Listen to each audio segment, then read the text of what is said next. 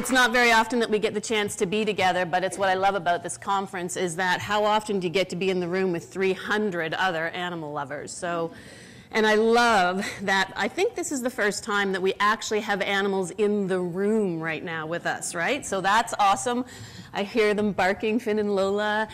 I love seeing the animals here. We've had them come in and out before. I know people have them in their hotel rooms, but I'm thrilled that we're starting to actually bring them right into the conference with us. So that's fantastic, especially given some of the conversations we're going to have over the next 45 minutes. We're going to talk about moving beyond the violence link and into connecting our collective vulnerabilities so that we can build a humane Canada.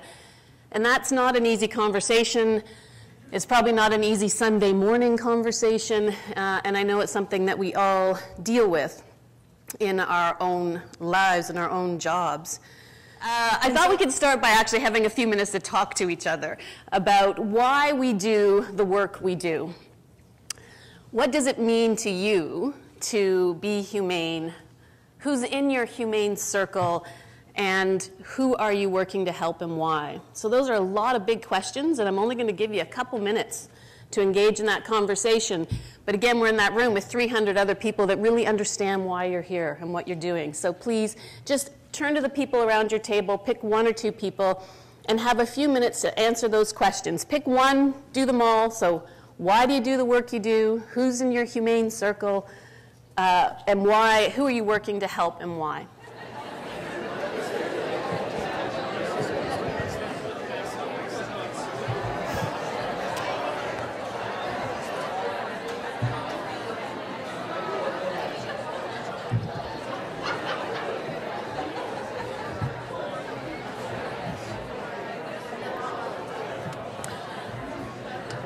All right, come on back. So now I'm super curious to know what just happened at that table. Who's going to share? We were discussing why we do this, and we're going around the table, and I'm a bit of a cut up in a card anyway, and they were going around with empathy and what we're learning from animals, and they asked me collectively all at once, they turned on me. And I said the money. Which we all know is hilarious. Does anybody else want to share something that was happening at your table? Why do you do the work you do? I work for the provincial government, and I was just telling my colleagues here that animal policies on the provincial level, there are several slices to it. There are, the animal welfare umbrella, but as part of that is the public safety side, animal welfare side, enforcement, wildlife, endangered species, etc. And so I take that one public safety enforcement angle and animal welfare angle to my work every day. And I sort of try to fit that in the overall animal welfare umbrella. Sorry. All are very important pieces of this animal welfare umbrella. So I think that's why I do what I do. I try to make sense of several issues that face animals on a daily basis, face humans on a daily basis. And I can say that the government currently now is looking at animal welfare and reviewing it. We have a mandate commitment now to review it. So sort of how we fit into, overarching policy. Awesome, thank you. Well, I couldn't have, yes, round of applause. I couldn't have asked for two better answers, empathy and money, right? And working together to find solutions for humans and animals and the role of government and the role of all of us. We are all in this, likely because we care. Would that be a fair statement? We're all in it because we care. Compassion, empathy. We all believe in building stronger, more humane communities, and we're all deeply connected to our lengthy history of the humane movement, which we know predates Confederation as far as our laws that were on the books prior to Confederation. And we know that the first SPCA started in Canada just 2 years post-Confederation. Where is the Canadian SPCA? If you're from the Canadian SPCA, stand up. If you're from the Montreal SPCA, stand up. Okay, come on, where are you? Let's give them a round of applause. So that's our oldest, longest standing SPCA in the country. If Toronto Humane Society, where are you? Anyone from Toronto Humane Society? Toronto Humane Society, our oldest humane society in the country. So we have a long history of supporting our communities to be stronger, to be more empathetic, compassionate, and providing solutions for people and animals.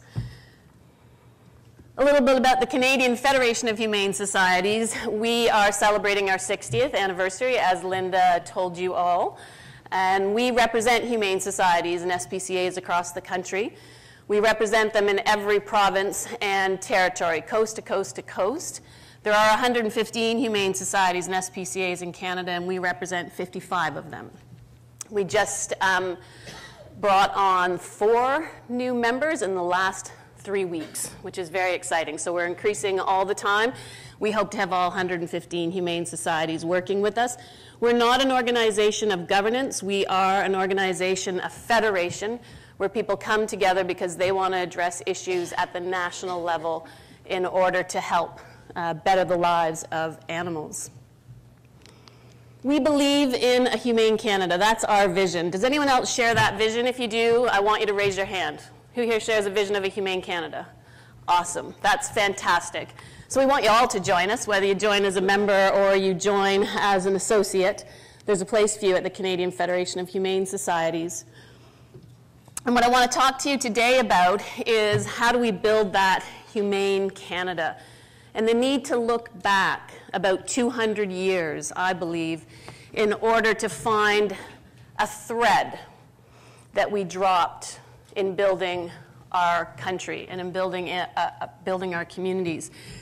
And that thread is that humane societies were originally founded to protect the most vulnerable in our society: women, children, and animals.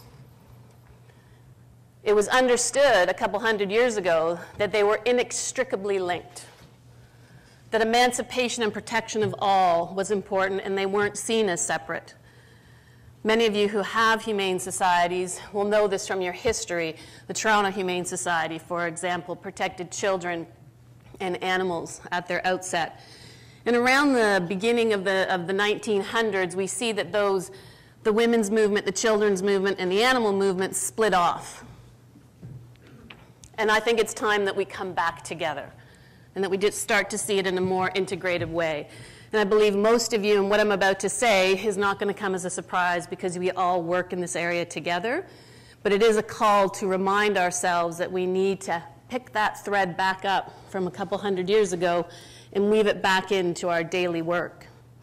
The women's movement, the child welfare movement, I would argue the environmental movement, and the animal welfare movement need to work together in order to build that humane Canada that we all seek. Up there on the screen right now, you would see a statement that says, when animals are under threat, humans are under threat.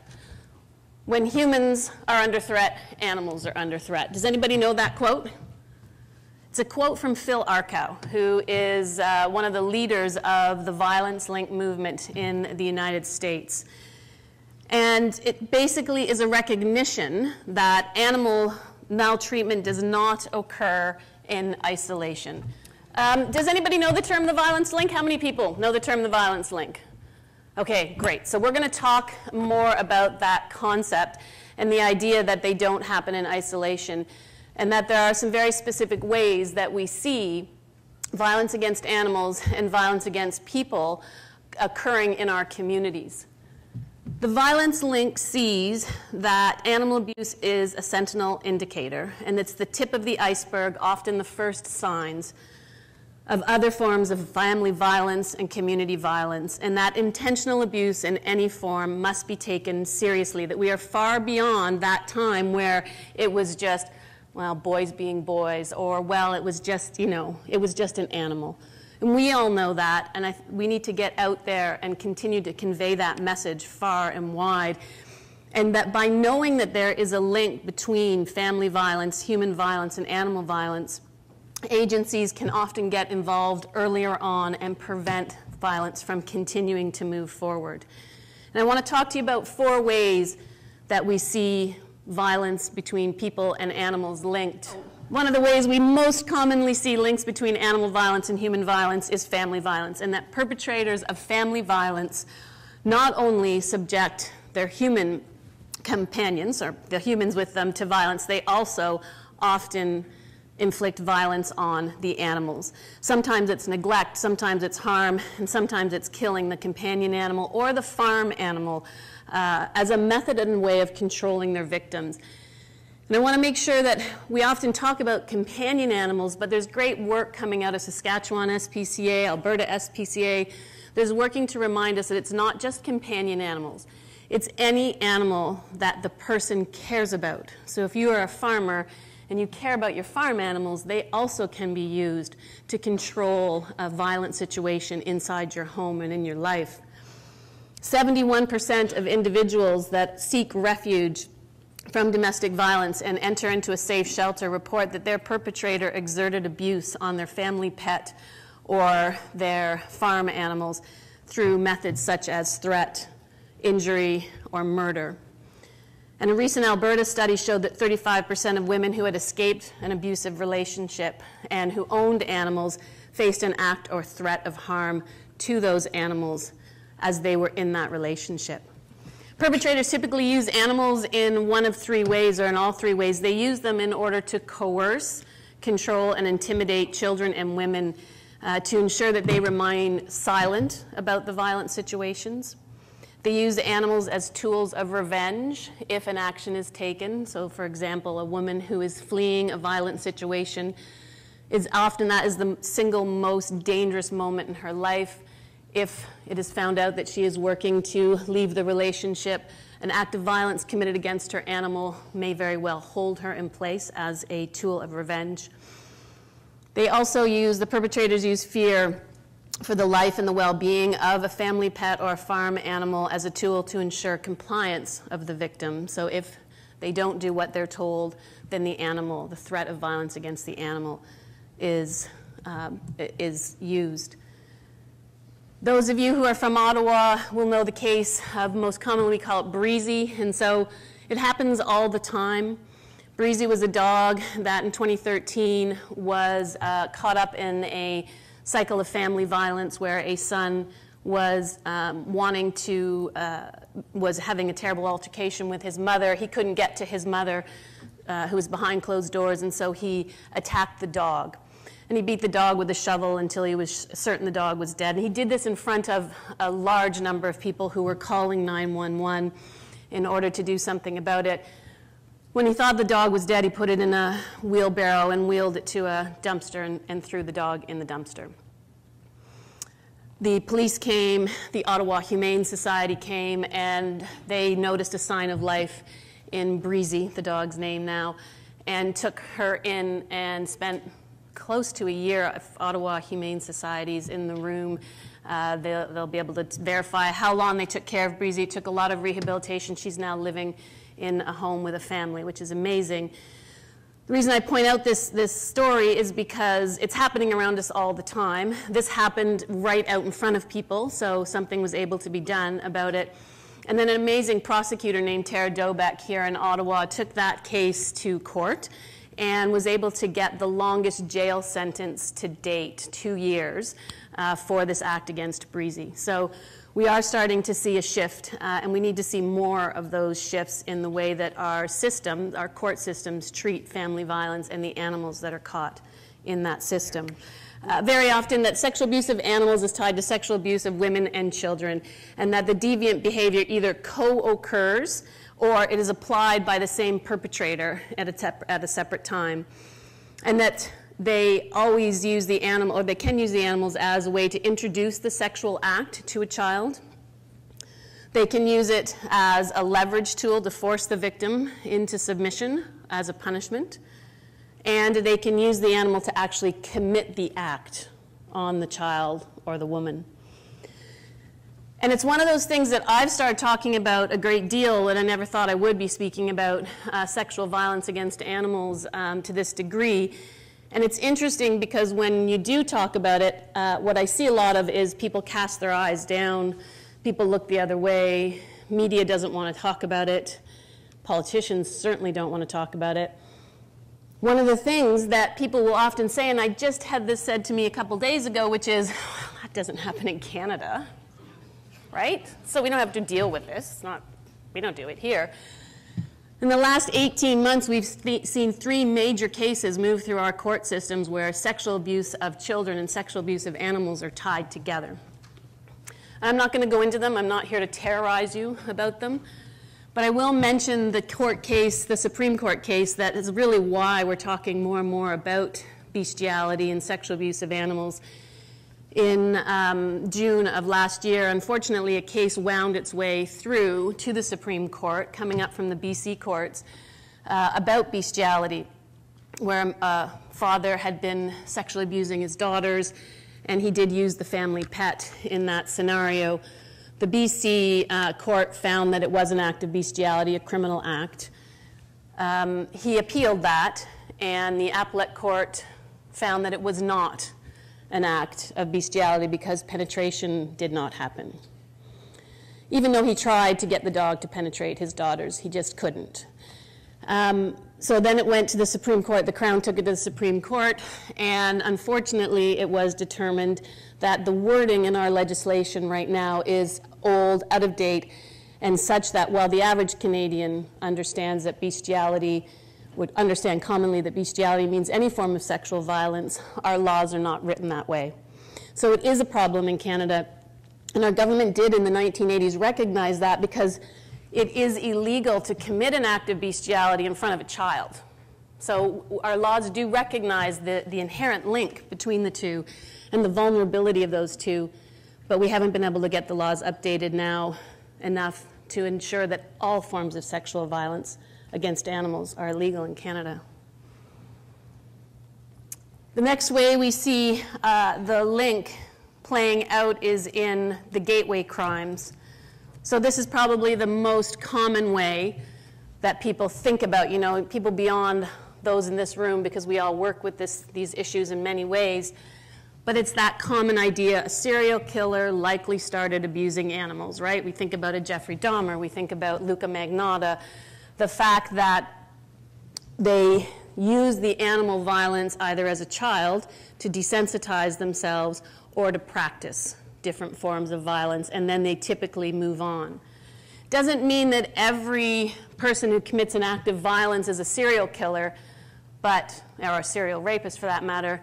The data shows that every serial killer commits an act of animal cruelty if you go back through their history.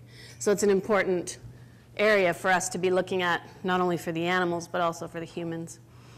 And finally, we see it as the concurrent crime, a concurrent crime. So this is very typically things like animal fighting happening along guns and gangs. A new area that's coming out more and more, thanks is an odd word, but the internet is demonstrating for us that animal pornography and child pornography co-concur together. So if you're on a site in the dark web, you're likely going to find both of those types of pornography together. And there's some research coming out of the States, and I'm still anxious to see the results of where they're starting to actually put some data behind how often do we see animal pornography and child pornography existing together.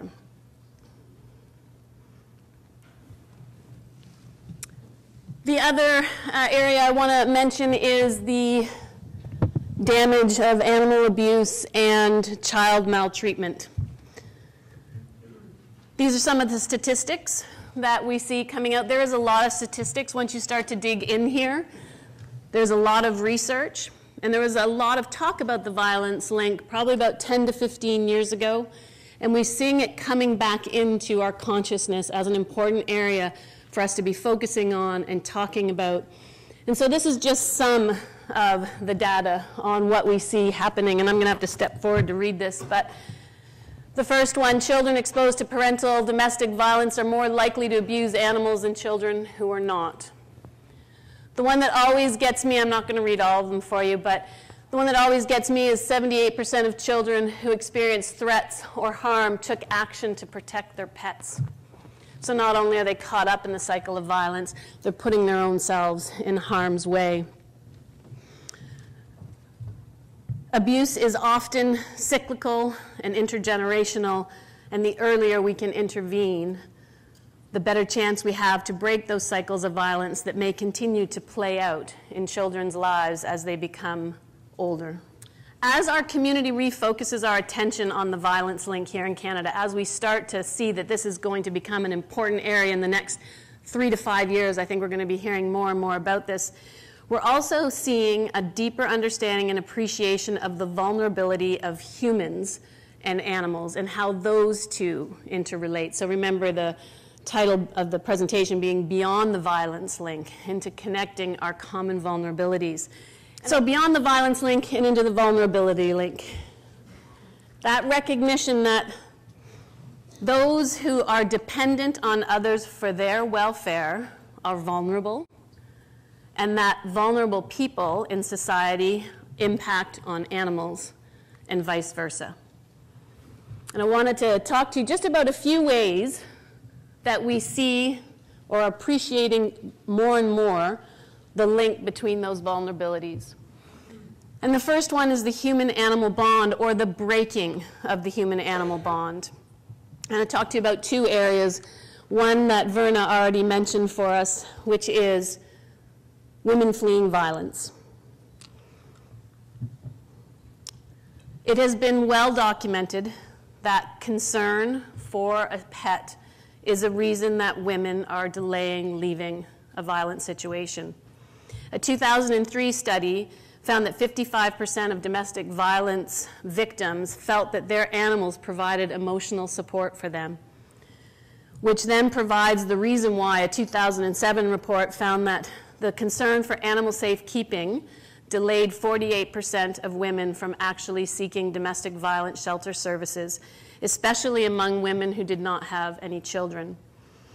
Given the devastating prevalence of interpersonal violence and abuse and animal abuse, accessing services to enhance the safety and coping of individuals in a community is imperative.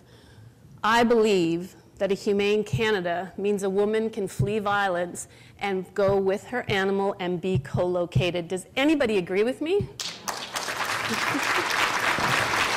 Total loss leader, I knew you would, but I just feel like how can we even talk about having a Humane Canada if we can't ensure that if you are leaving a violent situation and your children and animals cannot come with you and live with you while you're going through that terrible transition, we just can't call ourselves a humane country. So it's a big piece, and I'm hopeful that we're going to get it knocked, and I'm looking forward to our presentation at the end of the day about how we are moving forward in this very important area. Another area I want to highlight to you about that breaking the animal bond is our growing elder population. In the absence of children and other loved ones, we know that pets are significantly important for those who are isolated, and particularly isolated seniors. We know that often when they need to move into a new living situation, they can't take their pets with them. And so they will delay. Similarly to women fleeing violence, elders will delay seeking out medical care or change in situation where they could get more support because they are looking for something to do with their animals and they don't know what to do and they don't want to lose them. Again, in my Humane Canada, if you have to move into a medical facility or a care facility, you would be able to take your animal with you. You would not have to risk giving it to somebody else, and you would not have to break that human-animal bond. Does anybody agree with me? I'm going all Tony Robbins on you. Another area that we are seeing increasing attention, and we've seen it here at the conference, we did a whole session last year, a whole track on hoarding. We see the intersections, we're more willing to see the intersections between mental illness and animal vulnerability, whether that's self-care and neglect. So if you can't take care of yourself, you're neglecting yourself. It's likely you're neglecting the companion animal in your life or your farm animals. Living in squalor and the animals that may be living in squalor with you. And hoarding, which is now, of course, recognized as a mental disorder by the DSM-5. The inability of animal hoarders, a significant number of which we know are older women, to adequately care for large numbers of animals puts them at risk for self-care, for eviction, for health issues, and of course, for mental health and social service needs and interventions. We need to look at hoarding in a different way, and it's important that we see that vulnerability intersection. And we know, as those of us who enforce the law, yes, there's crimes that happen as well, but how can we intervene earlier?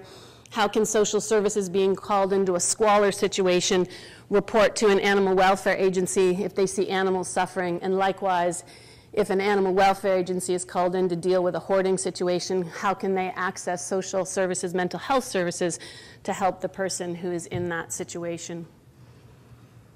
Finally, I call this one access to services, and we are going to be hearing more about this.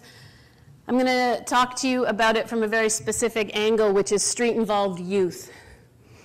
Research shows that 95.5% of street-involved youth who were interviewed about their animals described their pets as family.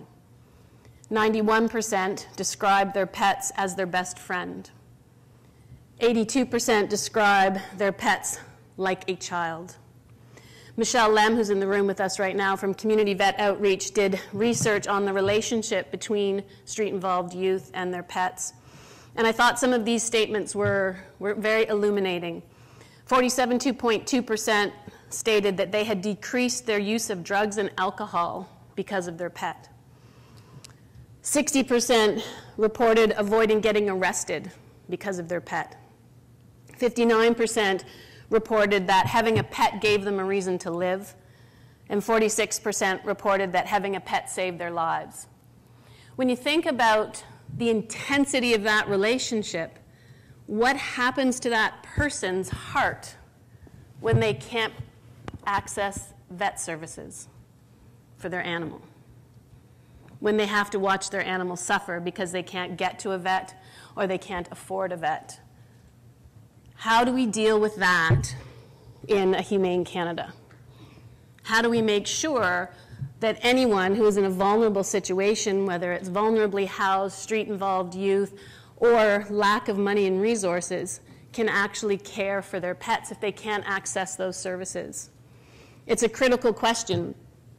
And it's also an interesting one because Community Vet Outreach has been doing work in this area where they're providing vet services to people who are vulnerably housed, to street-involved youth.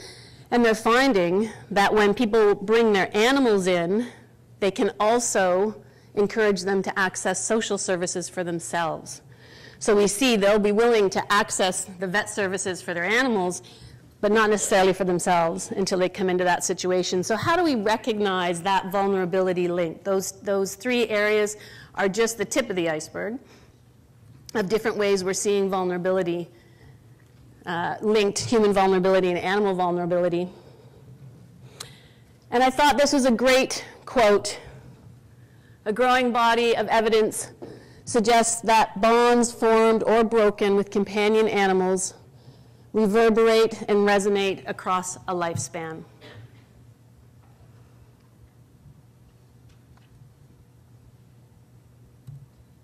So given that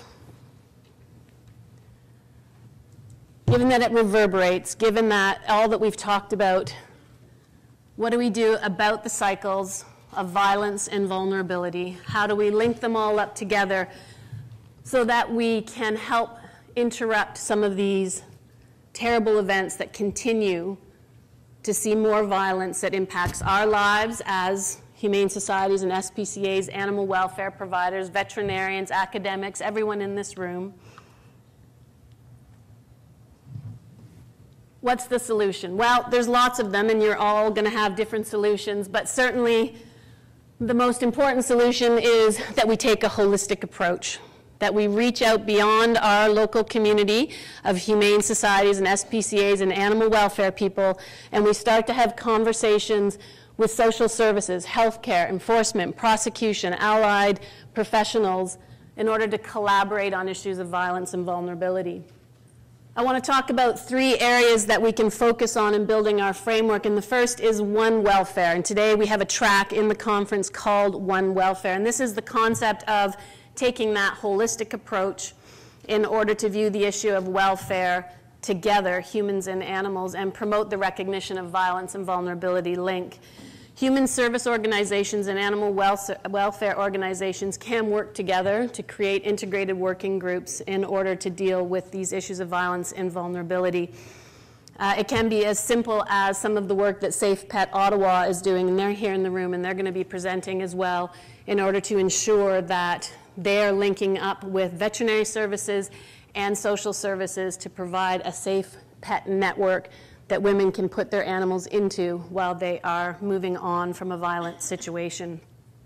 The legal framework. We need to address our legal framework. We need to ensure that all laws apply to everyone, animals and people equally. And this isn't about rights for animals, for example, which is probably beyond our scope right now. We're so far back that I'm just asking that sexual violence laws apply equally to animals and to humans, for example. We need to look at where animal fighting, where neglect, those pieces in our criminal code that are still weak, need to actually recognize the human and the animal impacts. We need to provide resources for cross-training for enforcement officers. We need to see police, RCMP, animal protection officers. We also need to see social services and first responders all getting the training in this that they need in order to appropriately respond to human and animal issues. We need adequate funding for animal protection officers. Can I get an amen on that one? Thank you. We need mandatory reporting. We have mandatory reporting right now for child abuse, but mandatory reporting for animal abuse is sketchy and patchwork across the country depending on where you are. It needs to be mandatory regardless to where you are. And as we all know, the FBI last year started collecting data on animal cruelty crimes because they do see the very direct links. I would like to see that happening here in Canada as well. Finally, we need to build a much stronger animal safety net. So knowing that there is a link between these violences and vulnerabilities, agencies need to work together that are preventing family violence, for example, and create a more effective response that spans species that are involved in violence. We need to have animal safekeeping strategies, and I strongly recommend co-locating shelters. We need to know that low-income rental housing allows animals, that long-term care facilities allow animals, and that access to multiple care services, including veterinary services, are accessible to all, and that planning for animal needs when you're caught in violence is just something that you can do. You don't have to worry about it.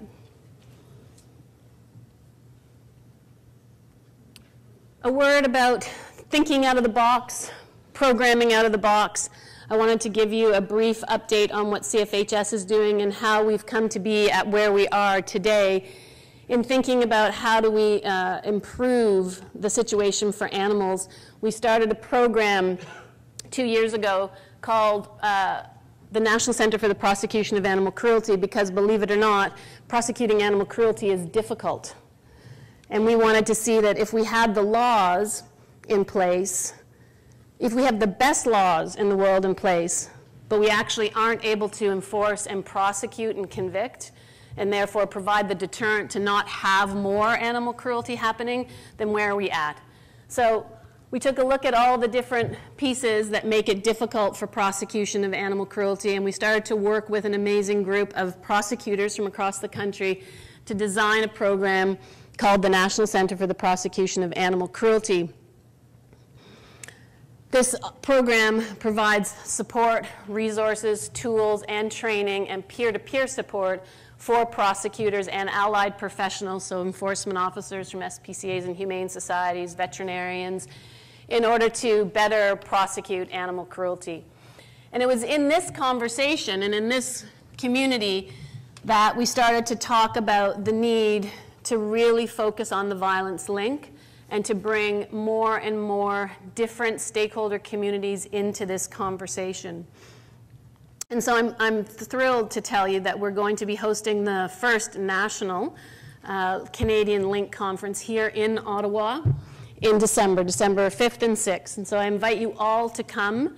I invite you to help us reach out beyond our animal welfare community and into those social services, mental health, healthcare services that we aren't necessarily used to communicating with, or we don't necessarily have the links that we need in order to make this a very robust conference. And the intention is for us to start that conversation of how do we build this framework across the country that has violence and vulnerability of humans and animals linked together to create that Humane Canada. We need to move from fragmentation to unity, right? Officials in child welfare, animal care and control, domestic violence, adult protective services all need to come together to coordinate their efforts. We need to transcend those disciplinary and institutional boundaries and walls that we have set up in order to ensure collaboration and that we can break the cycles of violence and protect all vulnerable members of our society. We have isolated programs happening in different provinces, and I congratulate all of you who have been working on this issue, some for a very long time. And I would welcome you all to come to the conference. If you can't come to the conference, start the conversation with us so that we can move from that fragmented approach across the nation to one national unified effort.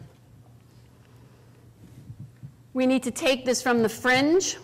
So incorporating the link into policy and practice so that professionals can intervene earlier and detect and prevent abuse of children, animals, and women and other vulnerable adults. To achieve this, it's essential that communication and cooperation between humane services and human services are developed and enhanced. And rather than compartmentalizing these services, we need that collaborative interagency approach. And finally, we need to move from special interest to national interest.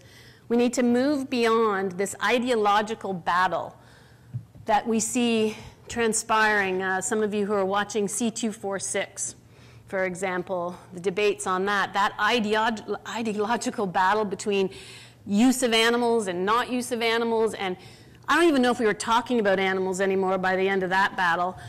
And it breaks my heart because I think we need to get back to the actual on-the-ground, pragmatic responses that we need to have in order to improve animal welfare and human welfare. We need to foster that national conversation. I'd really encourage you to attend, although I know there's 3 other great tracks as well. But the One Welfare track today is our beginning of that national conversation, leading to our national conference at the end of the year. There you'll have a chance to hear about humane community development, street-involved youth and animal companionship, safekeeping and preparing for when you have to flee, and also the panel discussion on homelessness and animals, companion animals. And then, of course, I want you to come to the conference. There's no 2 ways about that. So I do have not a minute left in order to answer your questions, but I will be outside and happy to talk to anybody. I do want to thank all of these organizations that I cited at some point in time in this presentation. And I wanted to thank you for listening.